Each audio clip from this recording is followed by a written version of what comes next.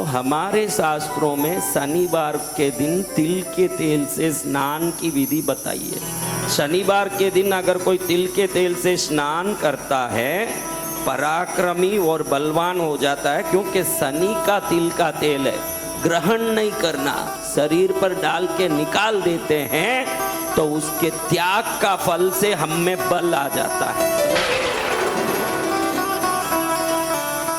आज देखिए इस ब्रह्मांड में जिस दिन को हम वार कहते हैं, आज क्या वार कहते हो आप लोग? कई लोग बृहस्पतिवार कहते हैं, कई लोग गुरुवार कहते हैं, और भी कहते हैं क्या कुछ? क्या? वीरवार यहाँ कहते होंगे, वीरवार जैसे भी कहते हो समझो। आपको एक बात बताता हूँ, अच्छे से आज सुन लीजिए, ये आपको बहुत काम की चीज है। सूर्य उदय होता है तो इस सूर्य के बाकी ग्रह घूमते हैं, समझ रहे हो? पृथ्वी सूर्य को घूमता है और खुद भी घूमता है, यानी सूर्य को ऐसे घूमता है, खुद भी घूमते घूमते सूर्य को भी घूमता, खुद भी उल्टा सीधा होता है। पृथ्वी खुद भी ऐसे घूमता है, लेकिन सूर्य को भी ऐसे घूमता है। जिस दिन सूर्योदय के समय जो ग्रह सूर्य के सबसे नजदीक होता है उसी को हम उस दिन का वार मानते हैं। इसको इंग्लिश में होरा बोलते हैं। इंग्लिश में क्या बोलते हैं? HORA, होरा। हिंदी में होरा बोलते हैं, इंग्लिश में होरा नहीं बोलते। मैं बोला इंग्लिश में होरा बोलते हैं तो तुरंत सब मैं आपकी परीक्षा लेता हूँ, कुछ भी बोलो सिर हिलाओ। ये होरा से ही अंग्रेजियों ने हवर बनाया, HOUR, 1 hour, 2 hour, 3 hour, 4 hour बोलते ना, ये हवर शब्द होरा से आया। होरा उस दिन के वार के सूर्योदय के समय से होरा शुरू होता है। आज बृहस्पतिवार है तो सूर्योदय के समय बृहस्पति होरा ही शुरू होगा। हमारा शास्त्र कहता है कि जो होरा को जान लिया वो हीरो बन जाता है। कोई भी होरा जान गया कि ये होरा में ये काम करना, उसको संसार में कोई नहीं हिला सकता। अरे पागल हैं दुनिया में लोग, ये होरा में क्या पड़ा है? हर होरा के हिसाब से तरंगें पृथ्वी पर आती है। आज सबसे ज्यादा बृहस्पति ग्रह का तरंग धरती पर आता है, उस दिन को हम बृहस्पतिवार कहते हैं। अब ये तरंग आता है, मैंने कहा भाई मैं ताली यूं बता रहा हूं, हथेली यूं बता रहा हूं, आप यूं करोगे आवाज आएगा? अगर यूं कर लिया तो आएगा ना? तो आज क्यों पीला वस्त्र पहनने कहा?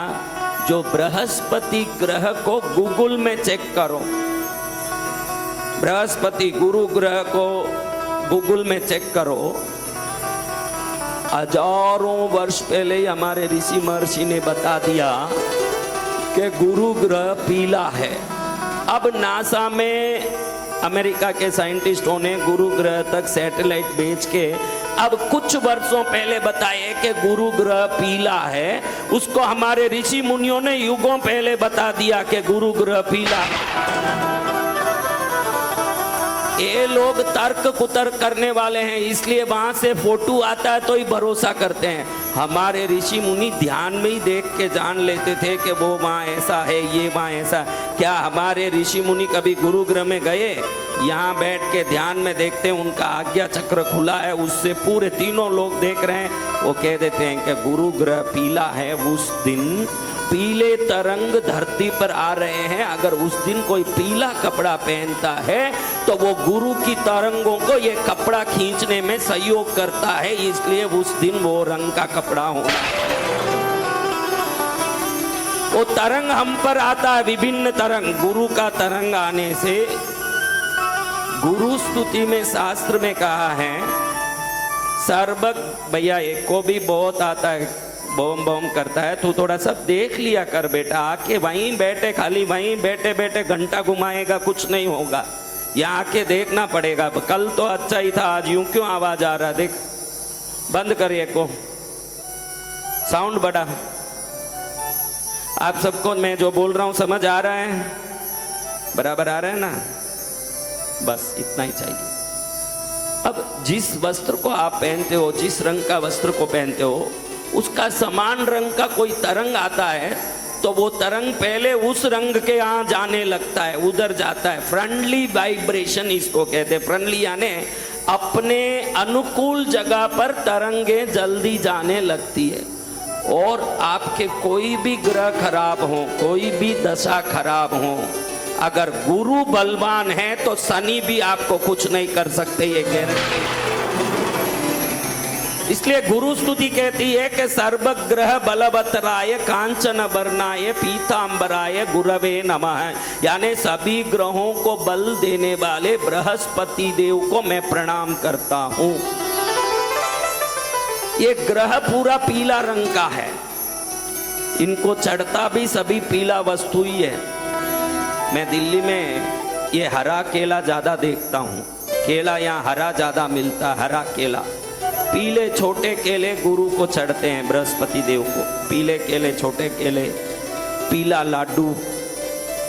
बृहस्पति को पूजा में पीला वस्त्र चढ़ता है।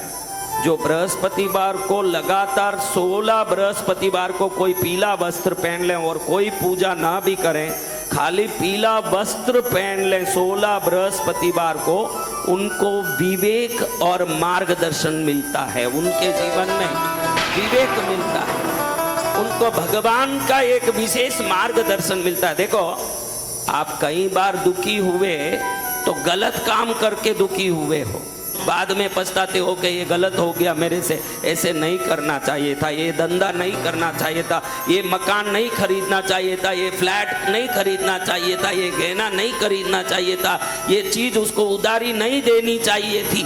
कब याद आता है? जिसका बृहस्पति बलवान होगा, बाद में पछताना नहीं पड़ेगा।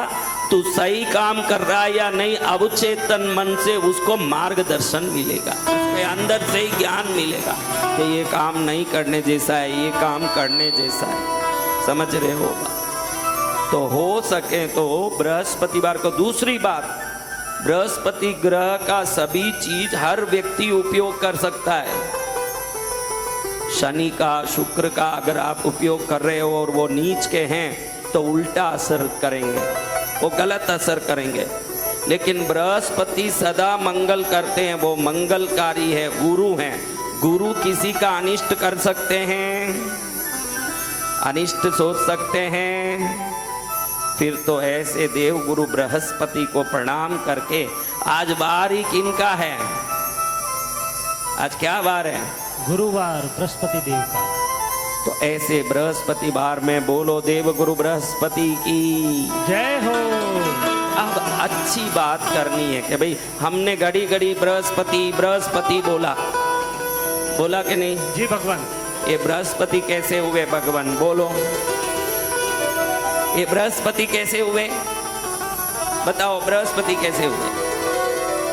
भगवान ब्रह्मा के 3 पुत्र हुए।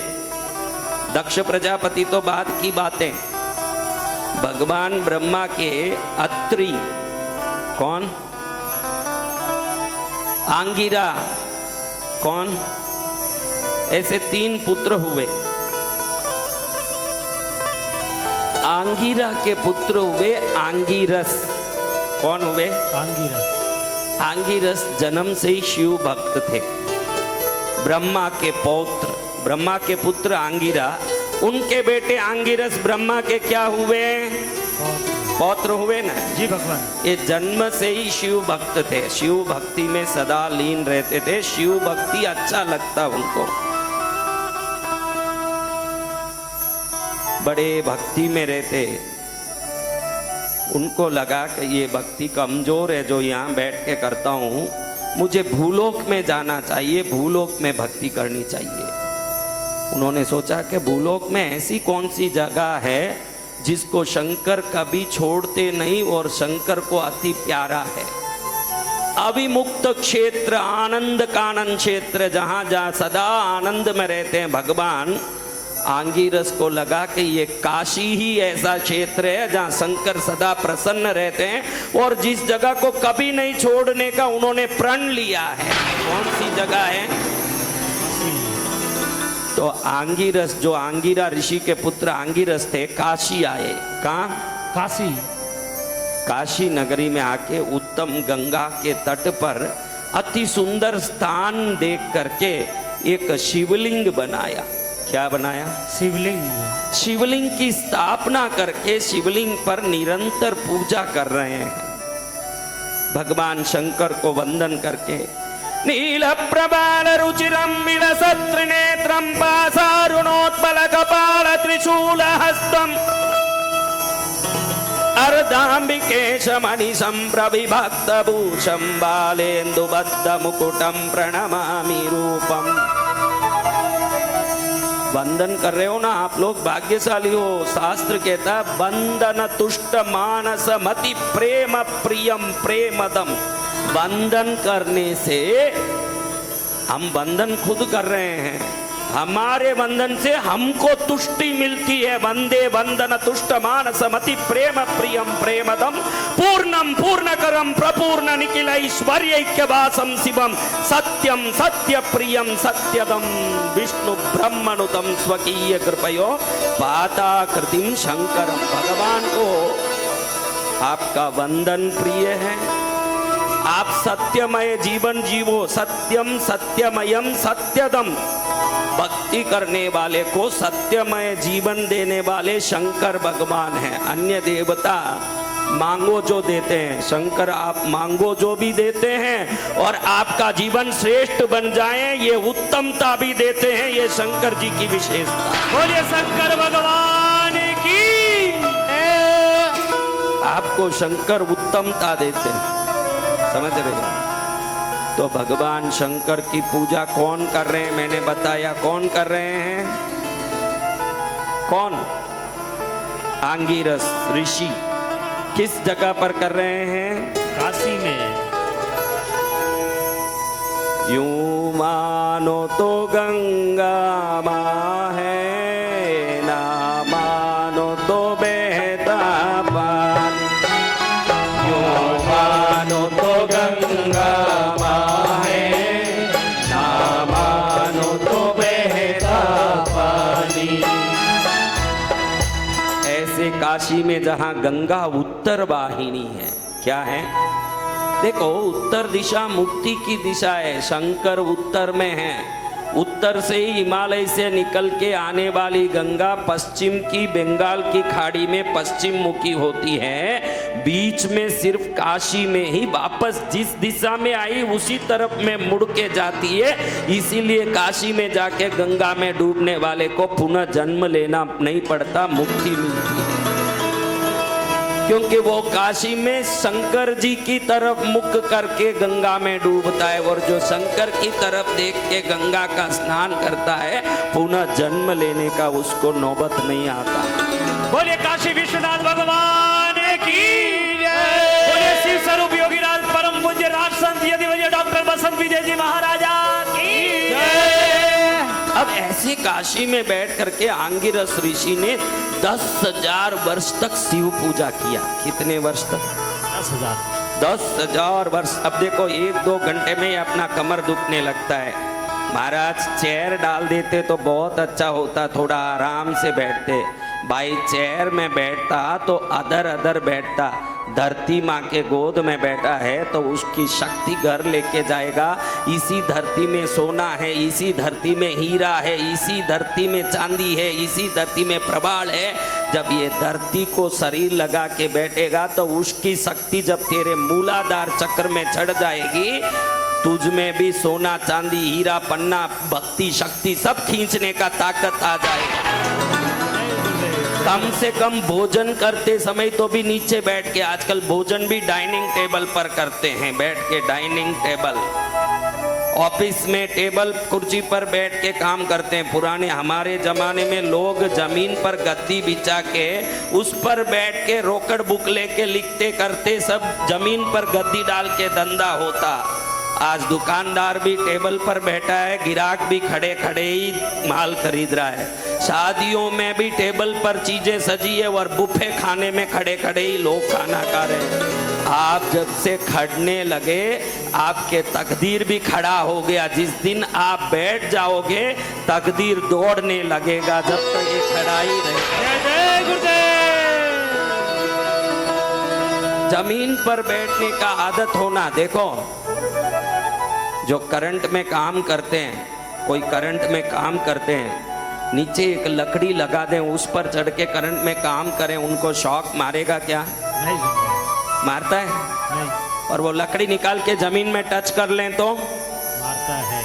यानी किसी भी विद्युत शक्ति को खींचने की ताकत धरती ही देती है। अगर धरती की शक्ति से नहीं जुड़ोगे आपका शरीर विद्युत शक्ति से पूर्ण नहीं होगा। ये तो साबित हो गया। सत्य वचन गुरुदेव। अगर आपका शरीर शक्तिमय होना तो धरती से जुड़ना। सुबह सुबह वॉकिंग करें, घूमें फिरें। जितना आप जमीन में बैठोगे उतना ज्यादा बलवान बनोगे। जो नीचे बैठने की अभी ताकत रख रहे हैं उनमें आकर्षण शक्ति ज्यादा होती है। जिनको नीचे बैठने तक टांग जो मुड़ता नहीं है, इस कारण कई लोग चेयर पर ही बैठते हैं। जो चेयर पर बैठते हैं उनकी आकर्षण शक्ति कमजोर होती है, क्योंकि उनका जो पीछे रीढ़ की हड्डी का अंतिम भाग में जो मूलाधार चक्र है वो कभी जमीन में स्पर्श नहीं होने के कारण आकर्षण होता ही नहीं है। गणपति को मूलाधार चक्र के देवता माना जाता है। जो रीढ़ की हड्डी नीचे देखो आपका जमीन में पीछे कहाँ टच हो रहा है जगह, उस जगह मूलाधार चक्र है, उसके देवता गणपति। और गणपति वशीकरण के देवता है। उनका नाम मंत्र, मूल मंत्र ही ओम श्रीम ह्रीम क्लीम ग्लौम गम गणपतये वरवरद सर्व जन्म में वशमानये स्वाहा। सभी लोगों को वश में करो। ऐसे सबको वश में करने की ताकत देने वाले गणपति को इतने नीचे की जगह के देवता क्यों बनाया वहां के देवता? क्योंकि जब भी नीचे बैठ के जमीन को टच करोगे वो वशीकरण शक्ति जागृत होगी ना, आप आकर्षण के देवता बनोगे। जो चीज चाहोगे खींचने की ताकत आएगी। टेबल पर ही बैठे रहो, कुर्सी पर ही बैठे रहो। हाँ, जमीन पर बैठना सीखो। ये धरती माँ का गोद फोगट में मिल रहा है। हाँ, उस पर बैठो। ऐसे बैठ करके 10,000 वर्ष तक साधना किन्होंने किया? किनका किया? भगवान विश्वनाथ का। भगवान विश्वनाथ नहीं, उन्होंने अपना लिंग बनाया बेटा जी। उन्होंने विश्वनाथ का नहीं किया साधना जी। उन्होंने खुद का एक शिवलिंग निर्मित किया जी। उसकी साधना की। दिनों दिन साधना उग्र होती गई। पहले 3 टाइम खाते थे, 1000 वर्ष बाद 2 टाइम कर दिया, 2000 वर्ष बाद 1 टाइम कर दिया, 3000 वर्ष बाद 1 टाइम भी नहीं खाएं, फल रस पर लगने लगे। जब 4000 वर्ष पूरे हो गए, फल भी छोड़ दिया, रस भी छोड़ दिया, जल पर टिकने लगे।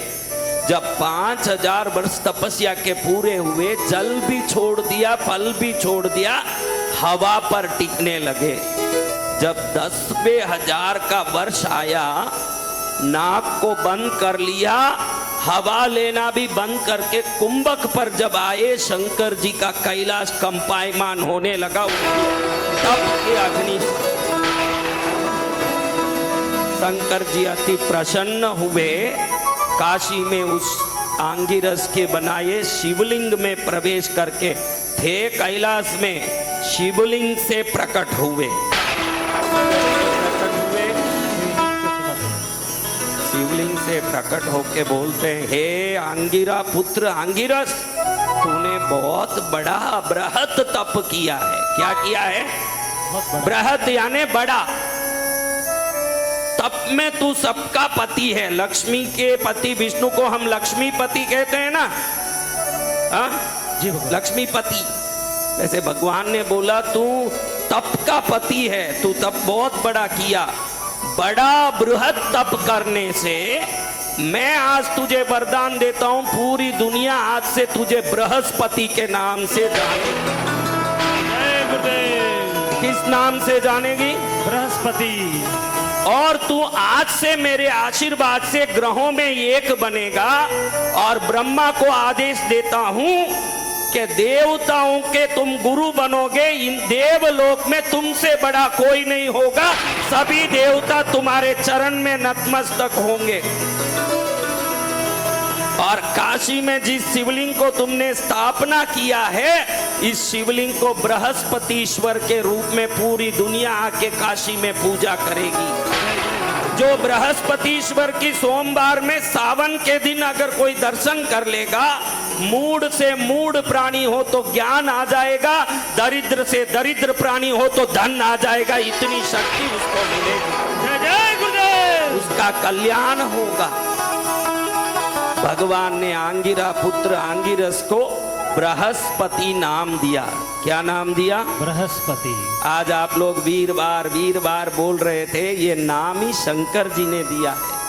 और आज से श्रावण शुरू हो गया है, जो असली श्रावण जिसको हम कहते हैं। इतने दिन पुरुषोत्तम मास चल रहा था, लेकिन आज से क्या शुरू हुआ है? श्रावण।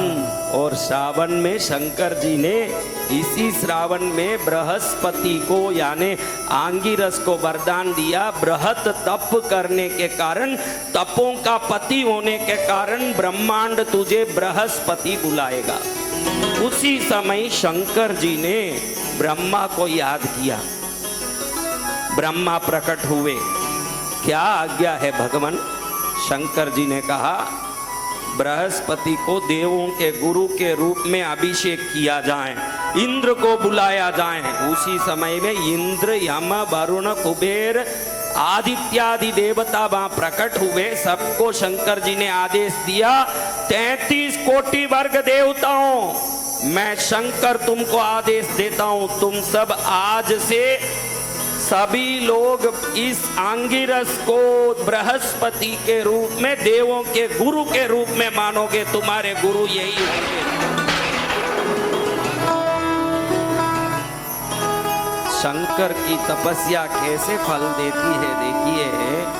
शिव कृपा प्राप्त करने साधना किए हुए आंगिरस ऋषि को भगवान ने ग्रहों में एक बनाया और बनाते समय कहा कि तुमने बहुत बड़ा तप किया, तो 9 ग्रहों में तुम्हारा ग्रह ही बहुत बड़ा होगा, सबसे बड़ा ग्रह तुम ही रहोगे। जय जय गुरुदेव। तुमसे बड़ा ग्रह नहीं होगा।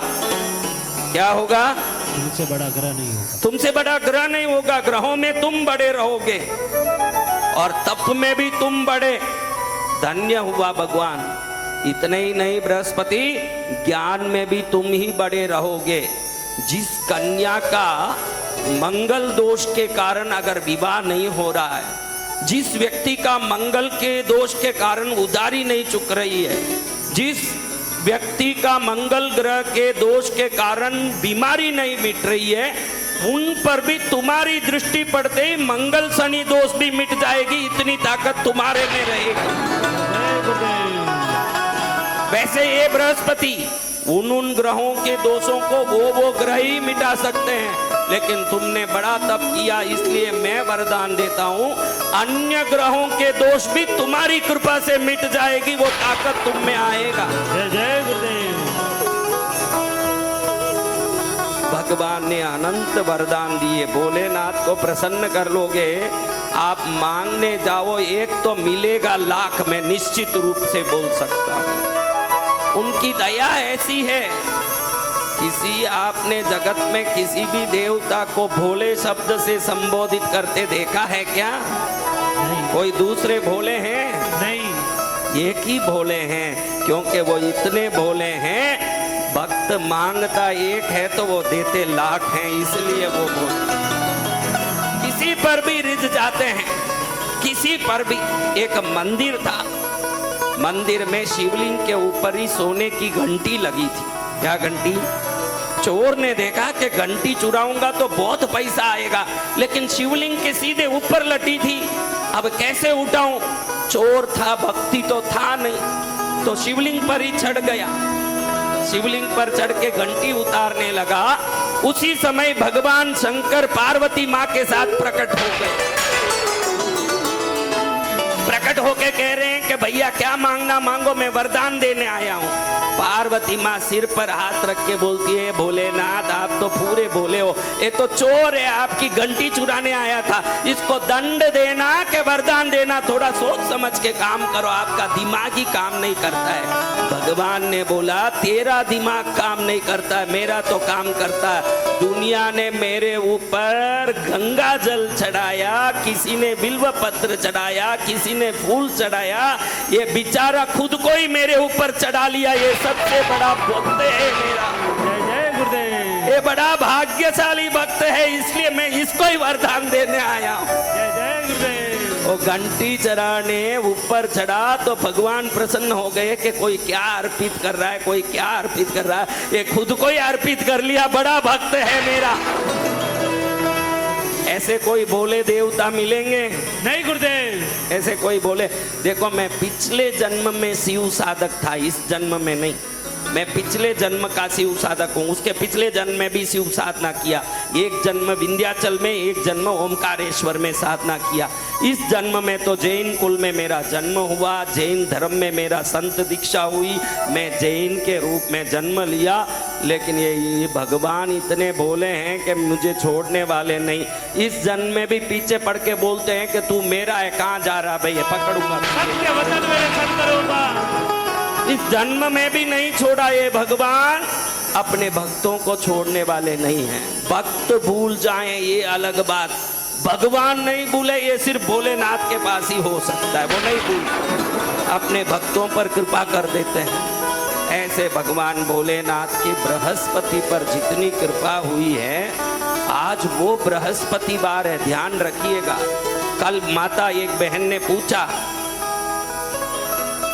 कि महाराज किस दिन कैसी पूजा करनी चाहिए, पूछा ना कल एक बहन ने। मैंने बोला कि मैं सोमवार को बताऊंगा, लेकिन आज बृहस्पतिवार होने से बता रहा हूं कि 16 चने की दाल गिन के हाथ में ले लें। कितना?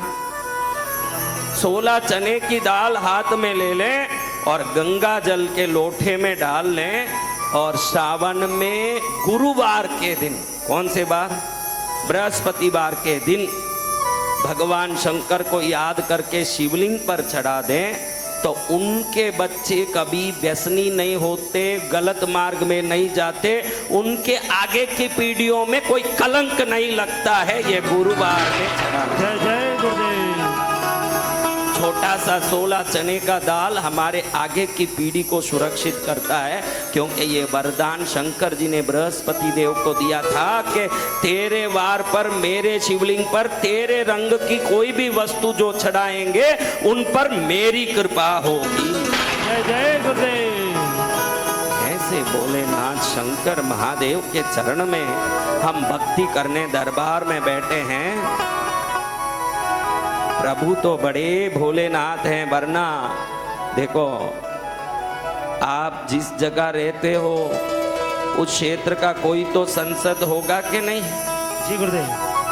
कोई संसद है क्या? बिना सांसद का कोई क्षेत्र थोड़ी होता है, कोई ना कोई सांसद होगा।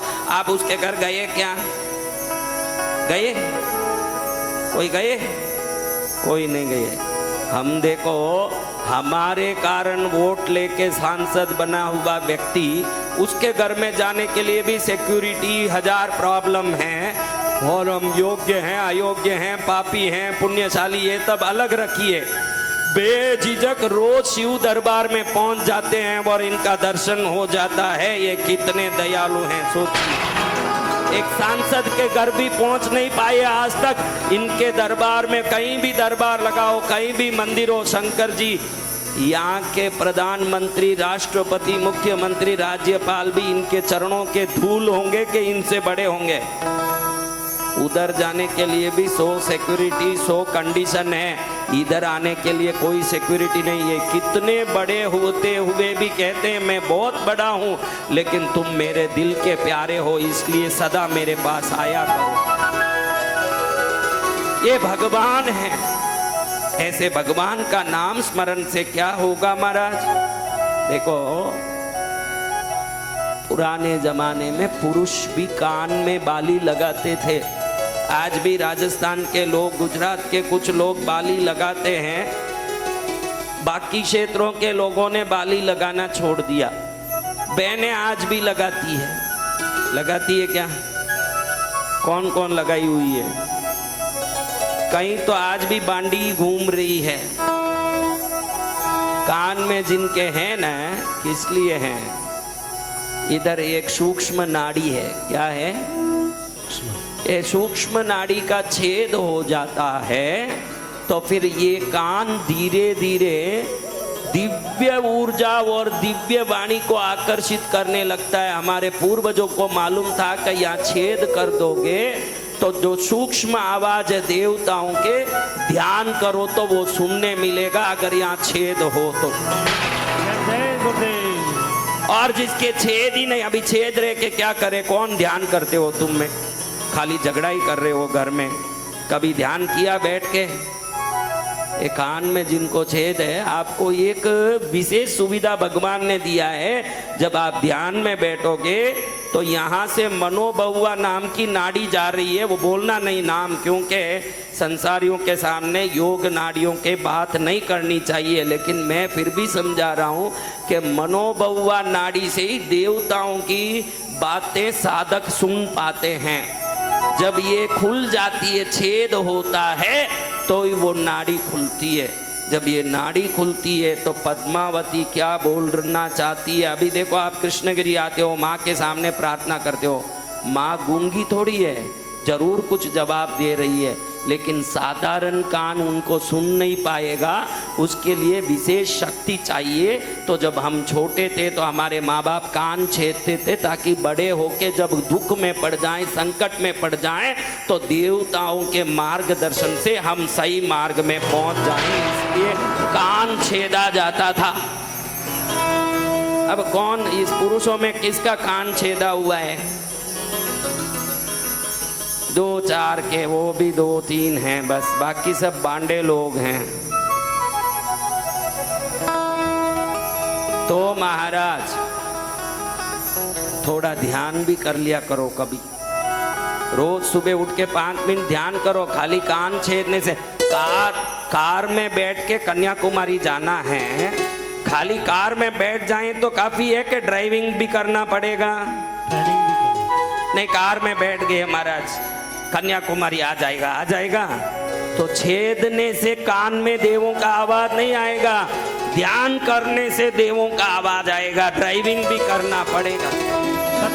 5 मिनट बैठ के ध्यान करो तो कितनी शांति मिले आपको। तो घर में झगड़ा करने ही टाइम कम पड़ रहा है, तो ध्यान कब करें मारा? हाँ, बारी बारी से झगड़ा करें। पहले पति से झगड़ा कर लें, फिर ननद से कर लें, फिर जेठानी से कर लें, फिर बच्चा तो थोड़ी सासू से कर लें, फिर बच्चों को 2-4 ठोक लें, वापस पत्नी से शुरू कर लें, अपना शिफ्ट चालू करें। यही करें कि भजन भी करें, भजन करें गुरुदेव, ध्यान भी करें। बोलो साचे दरबार की। बोलिए शिव स्वरूप योगी राज राज संत यतिवर्य डॉक्टर बसंत विजय जी महाराजा की जय। बड़ा भाग्य है। मैं रोज एक बार तो बोलता हूँ कि अच्छी जगह जाना भी एक भाग्य है। अच्छी जगह जाने के बाद तो अच्छा ही मिलेगा। कई लोग सोचते हैं कि भाई क्या मिलेगा, जाके देखते हैं कथा में क्या मिलेगा। क्या बगीचे में खुशबू मिलेगा, होटल में भोजन मिलेगा, पलंग में नींद मिलेगा, तो कथा से तो पुण्य ही मिलेगा। देखना क्या है इसमें? देखना क्या पड़ा है? अभी कोई देखने की जरूरत क्या है? वो तो मालूम पड़ रहा है खुद ही सामने। जिस जगह जाओगे वैसी चीज मिलेगी।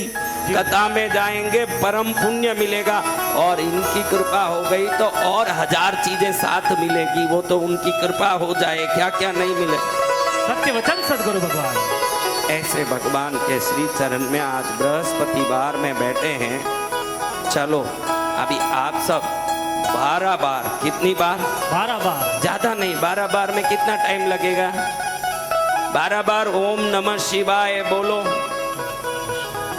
जोर से एक साथ एक धुन में बोलिए। YouTube में जो भी मुझे देख रहे हैं, आपको खूब खूब खूब खूब आशीर्वाद। आप भी वहीं बैठे बैठे 12 बार ओम नमः शिवाय बोल लीजिए। आज गुरुवार है, उन्होंने तो 10,000 साल तपस्या किया, हमको सिर्फ 12 बार बोलना है। बोलिए ओम नमः शिवाय।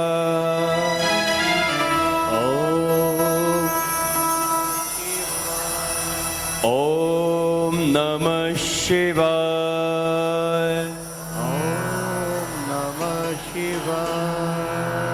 ओम नमः शिवाय।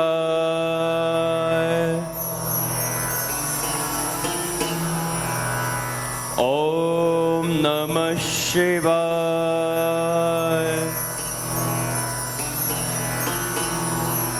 ओम नमः शिवाय।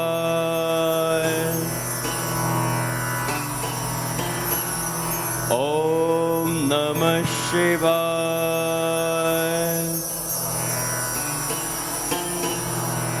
ओम नमः शिवाय। बोलो शंकर भोलेनाथ की जय। अब हम 12 बार गुरु मंत्र का पाठ करेंगे। कौन सा मंत्र? गुरु का विशेष मंत्र है। गुरु शब्द ग से आता है ना, वो ग से ओम ग्राम ग्रीम ग्रौम शह गुरुवे नमः। क्या?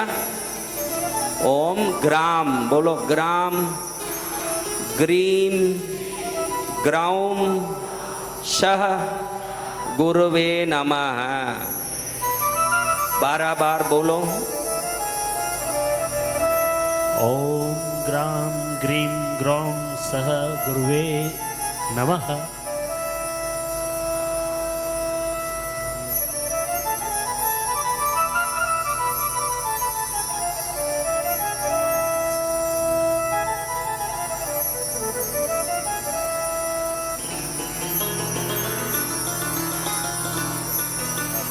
ओम ग्राम। आपको लगेगा कि ये अलग अलग मंत्र क्यों हैं? अलग अलग मंत्र का अलग अलग काम है। आइम बोलो, आइम आइम। जब आइम बोलो हवा आइम बोलो, क्या होता है? देखो आइम बोलो तो अपने आप हवा अंदर जाता है, वो बाहर नहीं आ पाता। वो कहाँ जाता है? आइम सरस्वती का क्यों बीज मंत्र रखा? वो जो हवा अंदर गया सीधा ऊपर जाके टकराता है तो दिमाग की तंतु में खुलती है, ज्ञान बढ़ता है। इसीलिए सरस्वती का वो बीज मंत्र है, वो दिमाग पर असर करता है। बोल के देखो आइम। वो पूरा मुंह पर चले जाता है, ऊपर बाहर नहीं आ पाता। वो हवा ब्रेन में जाता है, ब्रेन को एकदम जोर मारने के कारण दिमाग खुलता है। रीम बोलिए, बाहर जाता है देखो हवा, रीम। आइम बोलिए, अंदर जाता है। अलग अलग शब्दों के अलग अलग ताकत है, ध्यान रखना। रीम रीम, वो शब्द बाहर जाता है। माया बीज है, माया पूरी बाहर है दुनिया में। गाड़ी बंगला पैसा धन दौलत, जब रीम रीम बोलते रहोगे बाहर जब ये टकराएगा एक एक माया को खींच के लाएगा। धन गाड़ी सोना बंगला पैसा। इसीलिए भगवती पार्वती माँ का माया बीज, वो माया देवी है। क्या है? माया देवी। तो रीम बोलो माया। क्या है? रीम माया। माया बाहर जाती है, माया पूरी बाहर है, अंदर कुछ नहीं है। आइम बोलो, ज्ञान जग जाता है, क्योंकि आइम अंदर जाता है। श्रीम बोलो, ना अंदर जाता है ना बाहर जाता है, जीभ पर टिकता है वो। देखो हवा, आपने कभी ये सोचा नहीं होगा, हर एक शब्द का तरंग अलग अलग काम करता है। श्रीम न गले में उतरा न बाहर गया। रीम बोलो, बाहर गया ना। श्रीम बोलो, कहाँ गया?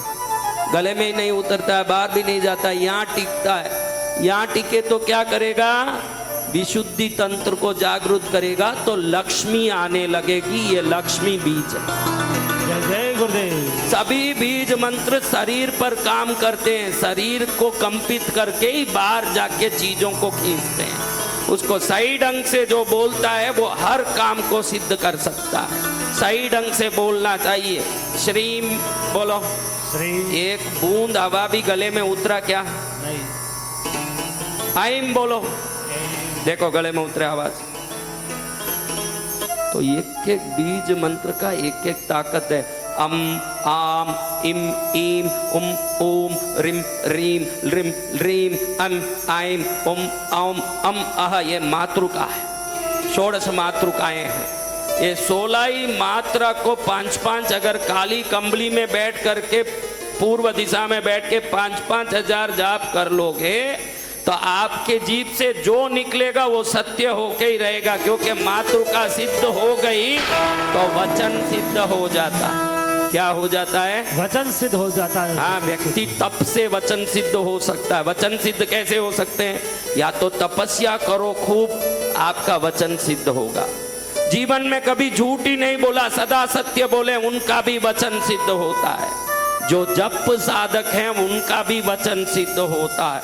किसी प्रकार से वचन सिद्ध होता है। और सदा झूठ ही बोलते रहे, झगड़ा करें, वो जो बोले उनके उल्टा ही होता है। बोलिए वचन सिद्ध गुरुदेव राष्ट्र संत यतिवर्य डॉक्टर बसंत विजय जी महाराजा की। आप जो बोलो उसके उल्टा काम हो रहा है तो समझना काम को नहीं सुधारना है, हमारे जीवन शैली को सुधारना है। किसको सुधारना है? जीवन शैली। जीवन शैली गड़बड़ है, कोई झूठ बोल रहे हैं, कोई गलत काम कर रहे हैं, उसको सुधारोगे तो जरूर काम खुद ही सुधर जाएगा। आप बोलोगे कि कहीं पापी खूब झूठ बोलते हैं, कई झूठे काम ठगे काम करते हैं, वो भी आराम से पैसे वाले बन गए, फिर वो कैसे बने महाराज? अरे उसके पास पैसे बहुत होंगे, उसके घर में जाकेगा तो मालूम पड़ेगा कि बीमारी कितनी है, नींद आ रही है कि नहीं, रोटी भा रहा है कि नहीं, पत्नी कहाँ गलत लाइन में लगी है, बच्चे कहने में नहीं है। पैसे को देख के किसी की खुशी का आप माप तोल मत करिए। खुशी तो जीवन में सुख आए उससे होनी चाहिए, ये खुशी किस काम? सही है कि नहीं? बोलो सही है। तो चलो आज हम भगवान की कथाएं सुन रहे हैं। आज एक भक्त की कथा सुननी बाकी है। रोज एक भक्त की कथा सुन रहे हैं। कल नीलकंठ कुंभार जी की कथा सुनी, जिन्हों को भगवान ने कह दिया कि पूरा ब्रह्मचर्य से तू जवानी बिता के बूढ़ा हो गया, वापस 16 साल का हो जा, मेरे आशीर्वाद है। भगवान ने कैसा आशीर्वाद दिया? भगवान हमको दुखी देख नहीं सकते, संसार देख सकता है, पड़ोसी देख सकता है, भगवान हमको खुशी देख सकते हैं। भक्ति के लिए मंदिर आते हैं ना, भक्ति करने नहीं आते हैं। भगवान हम दुखी हैं ये देख लेते हैं, हम खुशी लेने आते हैं मंदिरों में। समझ रहे हो? अब आज ये कथा सुने। कैसी कथा महाराज? एक शिव भक्त थे, वो एक बार शिव पुराण पढ़ रहे थे बैठ के, तो शिव पुराण में लिखा था क्या? पुराण है तो आज भी है।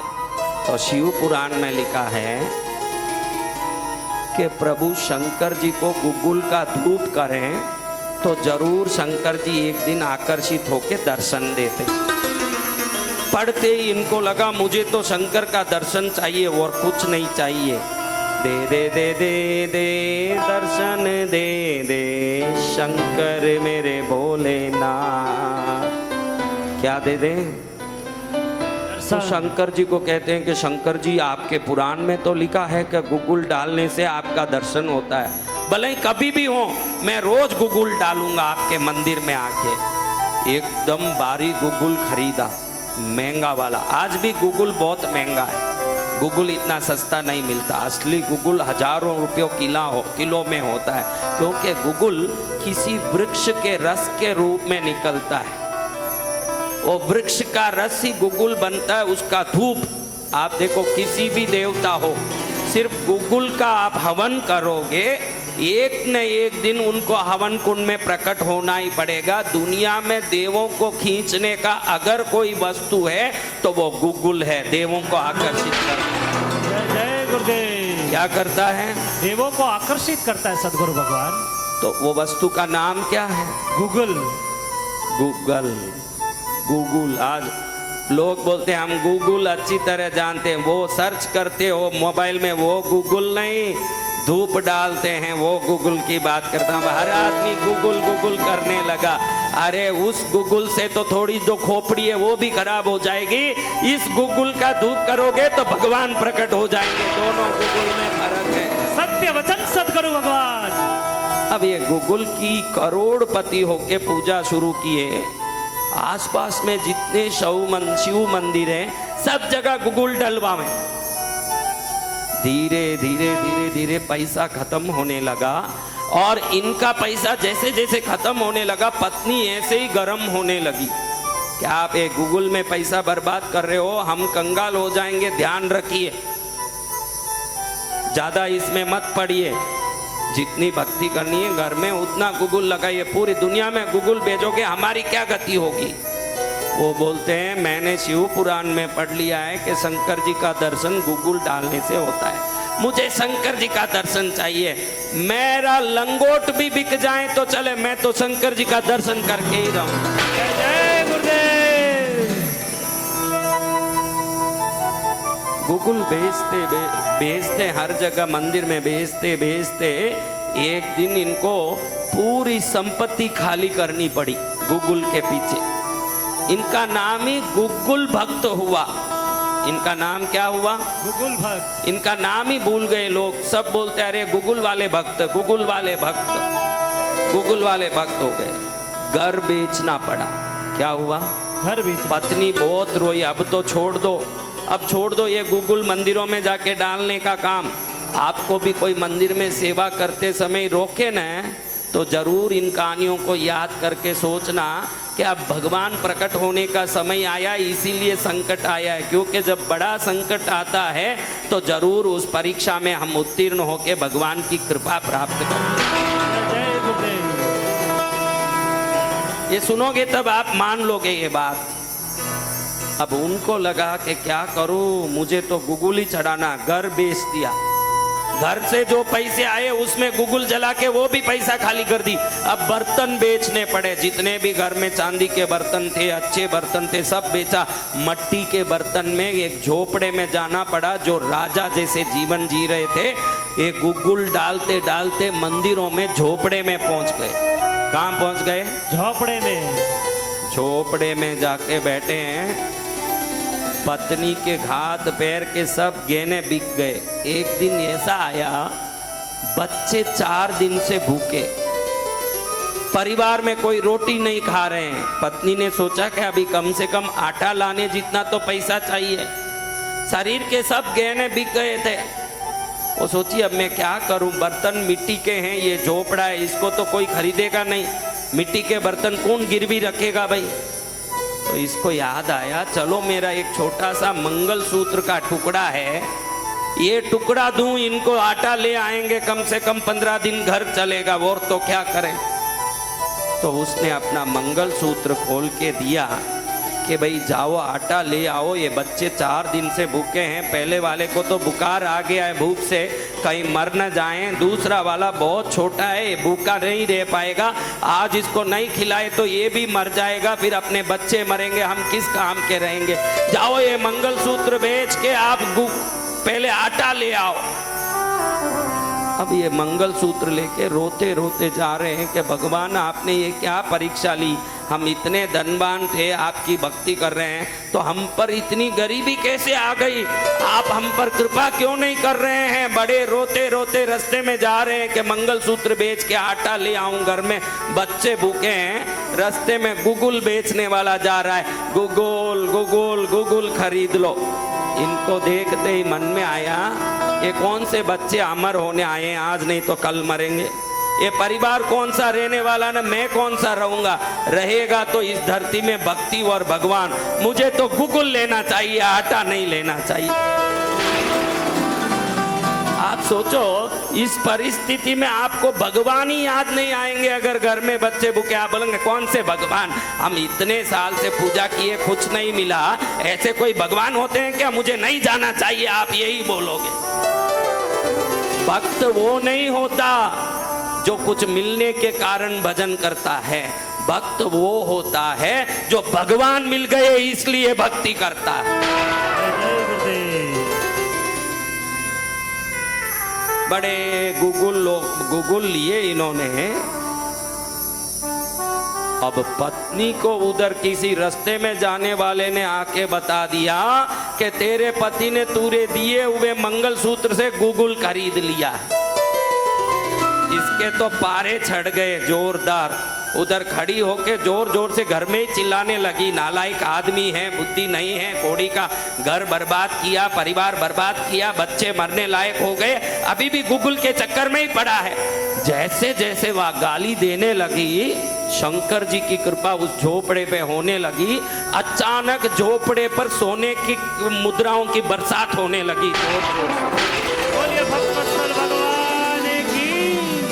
अब सोने की मुद्रा इतनी बरसी कि झोपड़ा ऐसा भर गया, वो खुद ही अंदर नहीं खड़ सकती थी, झोपड़े से बाहर आ गई, क्योंकि पूरा झोपड़ा सोने के सिक्कों से भर गया।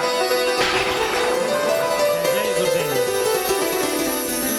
अब ये तो गूगल मंदिर में चढ़ा के घर कैसे जाऊं, अभी ये पूछेगी तो क्या जवाब दूं। मंदिर के पास लोगों ने आके बताया कि तेरी पत्नी जहाँ खड़ी थी झोपड़े में, वहां तो सोना बरस गया रे तेरे घर में। वाह शंकर जी, मेरा लाज रख लिया आपने। मुझे तो सोना नहीं चाहिए, मुझे सिक्के नहीं चाहिए, मुझे तो आप चाहिए, लेकिन इसके आज झगड़े से मुझे आपने बचा लिया। आपको कोटि कोटि नमन मेरा। खुशी खुशी खुशी खुशी चले गए, खुशी खुशी घर गए। घर देखे तो घर में ही नहीं घुस सके, पूरा घर सोने के सिक्के से भरा है। उसी दिन धूमधाम से पहले जो बंगला था ना, उससे बड़ी कोठी खरीदी और बड़े रथ घोड़े हाथियां, बड़े आदमी बन गए। एक बार एक बहुत बड़ी, ये मंदिर दक्षिण में है जहाँ ये कहानी बोल रहा हूँ, ये मंदिर दक्षिण में आज भी है। वहाँ एक बड़ी शिव भक्त भगवान के लिए माला लेके गई। वहाँ दक्षिण में जैसे यहाँ महाकालेश्वर में भक्तों को अंदर छोड़ते हैं, खुद अभिषेक करने, दक्षिण में नहीं छोड़ते। दक्षिण में पुजारी ही पूजा कर सकता है, हम बाहर से ही दर्शन करना। दक्षिण भारत में यही नियम है, वहाँ गर्भगृह में आप नहीं घुस सकते। एक बड़ी भक्त आकर के ऐसी माला लेके खड़ी हुई, सोची पुजारी को दूं डाल देगा, लेकिन मुझे मेरे भगवान को खुद पहराना था, कितना अच्छा होता। शंकर जी की भक्ति में परांगत होने से भगवान ने सोचा ये माला खुद पहराने आई है मेरी भक्तन, इससे मैं खुद माला पहन लूं। तो अपने लिंग को खुद ही आगे झुका लिया भगवान ने और उसने माला डाल दी गले। अब वो भक्त माला पहना के भक्तन चले गई। अब पुजारी देखता है कि ये शिवलिंग तो टेढ़ा हो गया, अब इसकी पूजा कैसे हो, क्योंकि टेढ़ा शिवलिंग अपराध होता है पूजा। तो अब राजा को समाचार पहुंचा। राजा ने कहा कि शिवलिंग को सीधा करो। अब भगवान खुद अपनी मर्जी से टेढ़े हुए हैं, इसको कोई सीधा कर सकते हैं?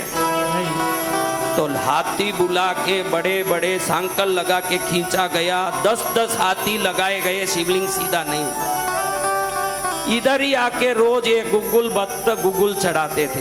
अब तो बड़े पैसे वाले हो गए, जोरदार भारी गूगल, उसमें केसर गिसर डाल के जलाएं। सुबह उठ के आए तो मंदिर में शंकर जी टेढ़े बैठे हैं। गूगल भक्त को लगे कि इतने वर्षों से मैं पूजा किया, अब जाके मुझे अच्छी गति मिली है, अब मेरी पूजा स्वीकार नहीं करोगे तो मैं नहीं मानूंगा। कुछ भी बोले, भगवान टेढ़े ही थे। अब ये गूगल भक्त को गुस्सा आ गया। एक रस्सी अपने गले में जैसे फांसी खाते हो तो कैसे बांधते हैं, ऐसे बांध लिया ने। एक रस्सी शंकर जी के लिंग में बांध दिया। मैं अपने गले से खींचूंगा, या तो आप सीधे हो जाओ या मैं फांसी खा के मर जाऊंगा। शंकर जी को सीधा करने के लिए अपने गले में फांसी लगा ली। और अब एक आदमी अगर गले में टाइट रस्सी बांध ले और खींचे तो एक क्षण में उसका प्राण नहीं निकल जाए? हाँ? तो ऐसे गले में रस्सी बांध करके शिवलिंग को खींचने लगे। इतना मोटा शिवलिंग कोई गले के भार से सीधा होने वाला है? लेकिन जैसे वो सीधा करने लगे, इतने समय से रोज गुगुल धूप करने का प्रभाव, शिव पुराण के शब्दों का प्रभाव के शंकर जी को गुगुल डालने वाला एक दिन शंकर दर्शन प्रत्यक्ष प्राप्त करेगा। शिव पुराण में लिखा, इनका भक्ति का प्रभाव जैसे ही ये ऐसे खींचने लगे, इनकी श्वास रुकने लगी, जीभ बाहर आने लगी, आंख में खून आने लगा न शिवलिंग से भगवान प्रकट हो। भगवान प्रकट होके कहते हैं, हे भाई, आज से तेरा नाम ही गूगल भक्त ही होगा। तूने इतना गूगल मेरे लिए चढ़ाया कि अपना घर परिवार का सब चीजें तूने बेच करके मेरे लिए सेवा की। झोपड़े में आ गया, मंगलसूत्र तक को गूगल खरीदने के लिए तूने बेचा। ऐसा भक्त दूसरा नहीं हो सकता, तू भक्तों में अद्वितीय है। मेरे जो 63 भक्त होने वाले हैं उसमें 10वें नंबर में तेरा नाम होगा। मेरे जो 63 भक्त होंगे उसमें 10वें नंबर में तेरा नाम होगा। इस दक्षिण भारत के 1.25 लाख मंदिरों में हर जगह तेरी मूर्ति गुरु मूर्ति की तरह पूजी जाएगी। तेरी एक मूर्ति होगी 63 मूर्ति। तेरा मंगल होगा, तेरा कल्याण होगा, सदा तेरा विजय होगा। भगवान ने अनंत वरदान देकर के उस भक्त का कल्याण किया और भगवान के इन वरदानों को प्राप्त करके भक्त धन्य बने।